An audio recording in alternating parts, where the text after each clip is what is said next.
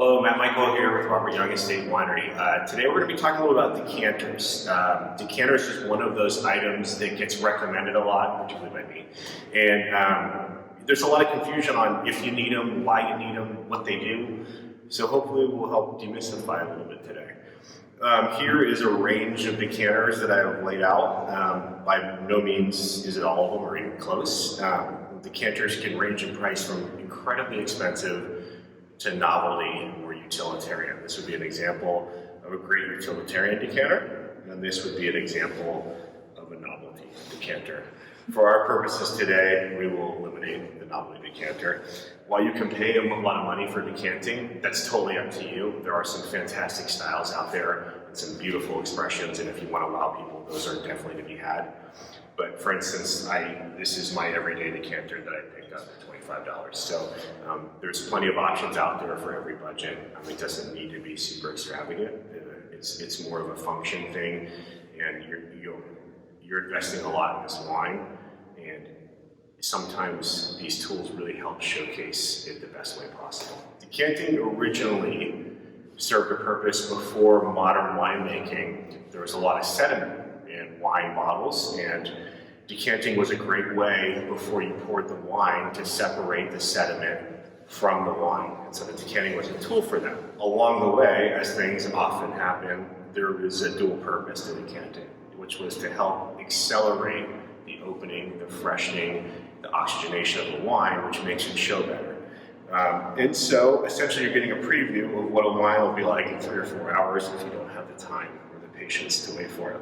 So there's a couple things here that you need to know about decanting, and one of them is the shape of the bowl, the bottom part, and the other one is the shape of the neck. And so the shape of the bowl really increases the surface area, the contact with air and the wine. So here we have an example of a very large surface area, okay? So this is meant for really big wines like Cabernet Sauvignon, for instance, our Bob Burpile or our Silas. That's gonna create a maximum amount of surface area with that really dark, rich, tannic red wine, and it's gonna create a quicker opening up of that wine. Here you have something in the middle. This is also a utilitarian one where you can actually put the bottle on top, and it helps release the wine down the neck. So you have a medium range bowl here. This would really be for wines like Merlot and Cabernet Franc. And finally, we have a smaller decanter here. And this has, as you can see, a very minimum amount of surface area. So this would be for lighter body reds. So think of Grenache, a low color Grenache. Think of maybe like a Beaujolais. Think of Pinot Noir for sure. That would be more this style.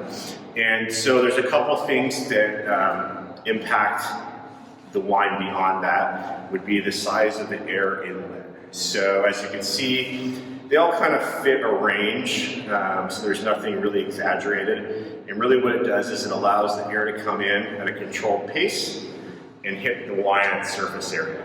So people say, well, why can't I use a mason jar? Well, the mason jar does one thing good, it creates surface area, but it does another thing poorly. The neck size is way too big.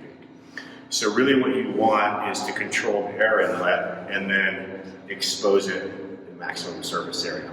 It's very key that when you buy a decanter that you get lead-free decanters, because a lot of stemware and some decanters can have lead in it.